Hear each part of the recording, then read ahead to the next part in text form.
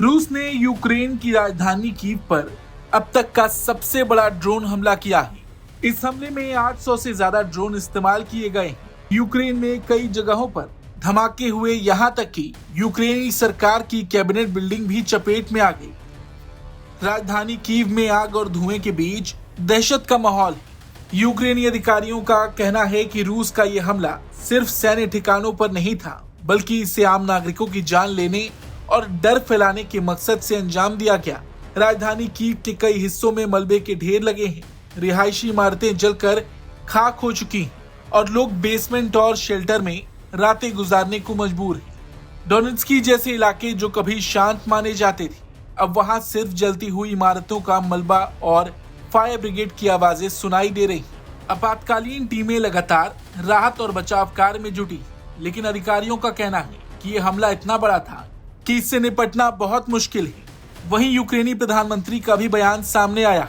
उन्होंने कहा कि युद्ध में पहली बार सरकार की मुख्य इमारत पर हमला हुआ है, जो ये दर्शाता है कि सुरक्षा तंत्र को चकमा देकर रूसी ड्रोन और मिसाइलें राजधानी के सबसे संवेदनशील हिस्से तक पहुंचने लगे हैं। रूस के इस हमले के बाद अब अमेरिका और यूरोपीय यूनियन की नीति पर भी सवाल उठने लगे हैं। यूक्रेन को लगातार हथियारों और फंड की सप्लाई के बावजूद राजधानी कीव पर इतना बड़ा हमला रोक न पाना इस बात की ओर इशारा करता है कि सारी कोशिशें नाकाम हो रही हैं। दूसरी ओर ट्रंप के दावे भी फेल होते दिखाई दे रहे हैं। ट्रंप की पुतिन से बातचीत के बाद रूस का यूक्रेन पर इस तरह का हमला दर्शाता है कि अमेरिका का दबाव काम नहीं आ रहा है। वहीं रूस ने हमलों पर तुरंत कोई बयान नहीं दिया।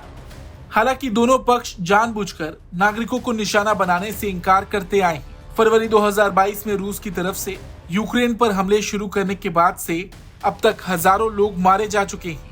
वहीं पोलिश आर्म्ड फोर्सेस ने कहा कि पश्चिमी यूक्रेन पर हवाई हमलों का खतरा मंडरा रहा है, इसलिए पोलैंड ने हवाई सुरक्षा सुनिश्चित करने के लिए अपने और सहयोगी विमानों को एक्टिव कर दिया है। वहीं एक रिपोर्ट के मुताबिक यूक्रेन ने भी रूस पर हमला किया है। यूक्रेन ने रूस की ऑयल पाइपलाइन पर ड्रोन से हमला किया, जिससे भारी नुकसान की पुष्टि की गई। ये पाइपलाइन रूस से यूरोप के कुछ हिस्सों, विशेषकर हंगरी और स्लोवाकिया तक तेल पहुंचाने का प्रमुख जरिया है। यूक्रेन की ड्रोन फोर्स के कमांडर ने इस हमले की जानकारी दी और कहा कि इसका उद्देश्य रूस की युद्ध क्षमताओं को आर्थिक रूप से कमजोर करना है। कुल मिलाकर दोनों तरफ से हमले जारी हैं और ट्रंप जो लगातार इस युद्ध को रोकने की बात करते आए हैं, वो दावे भी कमजोर दिखने लगे हैं। इस खबर को लेकर आपका क्या कुछ कहना है, कमेंट करके जरूर बताएं। ब्यूरो रिपोर्ट, भारत तक।